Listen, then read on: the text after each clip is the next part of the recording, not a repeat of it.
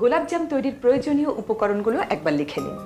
গোলাপজাম তৈরি করতে আমাদের লাগবে গুঁড়া দুধ 1 কাপ, ময়দা আধা কাপ, চিনি 3 টেবিল চামচ, ডিম 1টি, বেকিং পাউডার 2 চা চামচ, ঘি 2 চা চামচ, তেল ভাজার জন্য এবং পানি পরিমাণ মতো। শিরা তৈরি করার জন্য লাগবে পানি 2 কাপ এবং চিনি 2 কাপ। তাহলে হ্যাঁ শুরু করো। কি করবে আগে? প্রথমে একটা শিরা করি। আচ্ছা, চিনিটা দেবো আমি? শারমিন আমাকে একটু হেল্প করবে? হ্যাঁ শিওর। এখানে মাপাই আছে তোমার? মনে হয় 2 কাপ। আচ্ছা, তাহলে দিয়ে দিতে পারো। হ্যাঁ, ও 2 কাপ চিনি মাপাই আছে আমাদের। 2 কাপ চিনি 2 কাপ পানি দিব। মনে রাখতে সহজ একদম। পানি তোমার ওখানে আছে।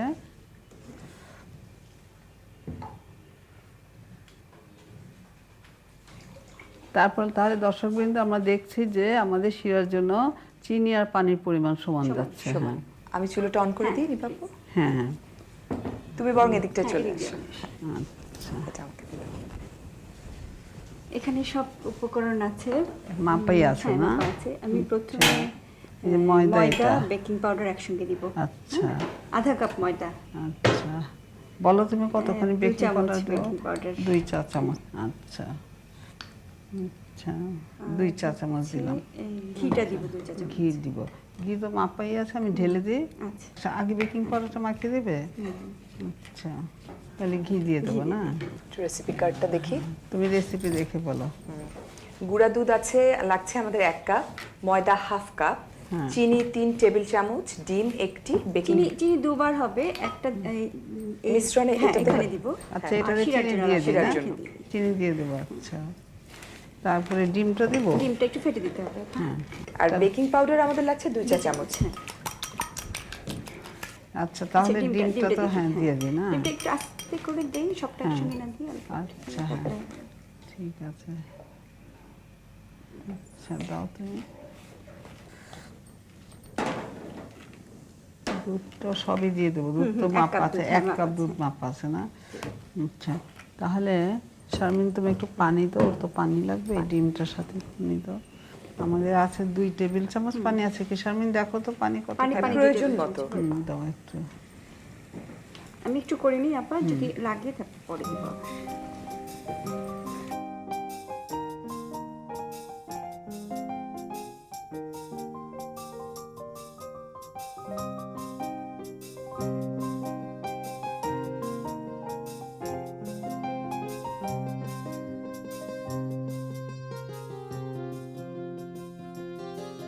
আমাদের মনে হয় তেল গরম হয়ে গেছে আপা। আমার মনে একটু ও অনেকগুলো তো আপনারা করে ফেলেছেন দুজনে মিলে। দেওয়া যাবে এখন আপা না? দেই একটা। আচ্ছা, দিয়ে দাও, তোমার হাতে দিয়ে দাও। এদিকে আসো। হ্যাঁ, যখন চুলাটা বন্ধ করে দেবো, বন্ধ করে কমিয়ে তেল দিই আমার গরম, হ্যাঁ তেল যখন সাথে সাথে হয়ে যায়। হ্যাঁ, প্রথমটা দেওয়ার পরে চুলাটা মানে একটুক্ষণ বন্ধ করে দেওয়াই ভালো। আমি বন্ধ করে দিয়েছি। তুমি তো তাই বলছিলে প্রথমে। হ্যাঁ, একটু নরম হলেই ভালো, তাই না? হ্যাঁ, তাহলে সফট থাকে। অনেক সময় দেখা যায় যে ভিতরে শক্ত হয়ে যায়। নরম হলে বানাতে একটু কষ্ট, কিন্তু এটা কিন্তু হয়ে গেছে আমার। হ্যাঁ, এটা শিরা দিয়ে দেবে না? শিরাটা একটু আবার আমি আঁচটা দিয়ে দিই। আস্তে দাও। নিপা, তুমি বরং এখানে আসো, ওর সাথে ভাজো। হ্যাঁ, আমি বাকিটা করে দিই। একটা জিনিস সুবিধা আছে প্রিয় দর্শক, যে তেল থেকে ভেজে সরাসরি আমরা শিরাতে দিয়ে দিতে পারছি। এটা দিয়ে দিচ্ছি। আচ্ছা, শেষে শিরাটা দিয়ে আবার একটু বয়েল করবে না? দিয়ে দিচ্ছি কিন্তু। একটু বেশিক্ষণ রাখলে আবার শেপটা নষ্ট হ্যাঁ, হয়ে যায়। এই জন্য আবার করে দিতে হয়। হ্যাঁ, ভাজাটা ঠিক আছে নিপা? হ্যাঁ, ভাজা ঠিক আছে।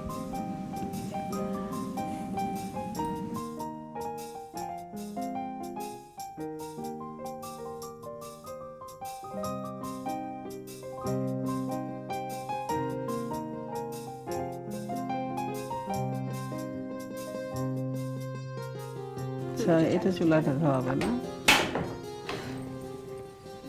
তো বয়েল হতে থাকবে। আমার সবসময় রান্না সমান হয় না, মাঝে মাঝে ভালো হয়, মাঝে মাঝে একদম না, আজকে তো খুবই ভালো হলো তোমার রান্না। দেখো, সুন্দর হয়েছে।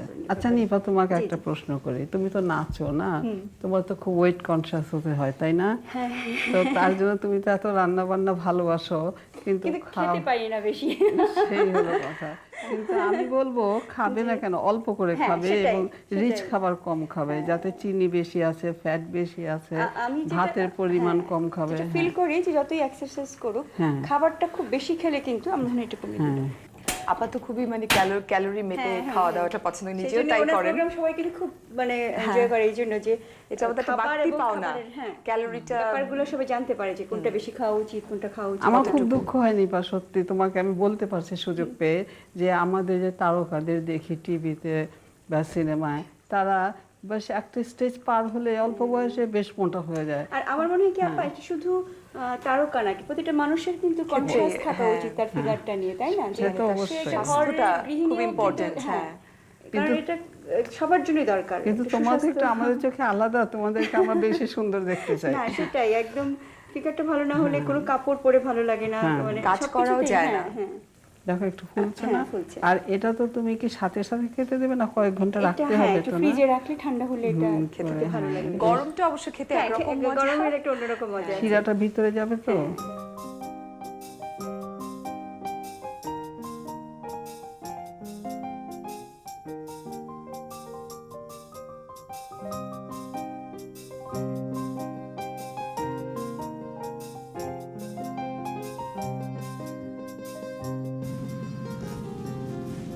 তাহলে প্রিয় দর্শক, আমাদের গোলাপ জাম তৈরি শেষ। শিরাটাও কিন্তু আপা একটু কালারটা আচ্ছা, আমি একটু হাত লাগাই, হ্যাঁ, দেখে একটু সুন্দর করে দিই। এত সুন্দর হয়েছে তোমার হ্যাঁ, জিনিসটা। সুন্দর হয়েছে অনেক। হ্যাঁ। প্রিয় দর্শক, তৈরি হয়ে গেল আমাদের গোলাপ জাম। গোলাপ জাম তৈরির পুরো প্রণালীটি দেখিয়ে দিচ্ছি আরেকবার। গোলাপজাম তৈরি করতে আমাদের লাগবে গুঁড়া দুধ 1 কাপ, ময়দা আধা কাপ, চিনি 3 টেবিল চামচ, ডিম 1টি, বেকিং পাউডার 2 চা চামচ, ঘি 2 চা চামচ, তেল ভাজার জন্য এবং পানি পরিমাণ মতো। শিরা তৈরির জন্য লাগবে পানি 2 কাপ এবং চিনি 2 কাপ। প্রথমে কড়াইয়ে চিনি এবং পানি একসাথে জাল দিয়ে শিরা তৈরি করে নিন। এবার একটি বাটিতে ময়দা নিয়ে তাতে বেকিং পাউডার এবং ঘি দিয়ে একটু মেখে একে একে ফেটানো ডিম, গুঁড়া দুধ এবং পানি একসাথে মিশিয়ে ময়ান তৈরি করে নিন। এরপর পরিমাণ মতো খামির নিয়ে 2 হাতের তালুতে লম্বাকৃতির করে প্লেটে তুলে রাখুন।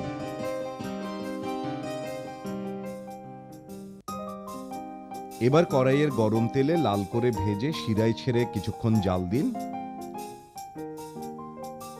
মিষ্টিগুলো ফুলে উঠলে প্লেটে তুলে তার উপর শিরা ঢেলে কিছুক্ষণ রেখে পরিবেশন করুন রসে ভরা গোলাপ জাম।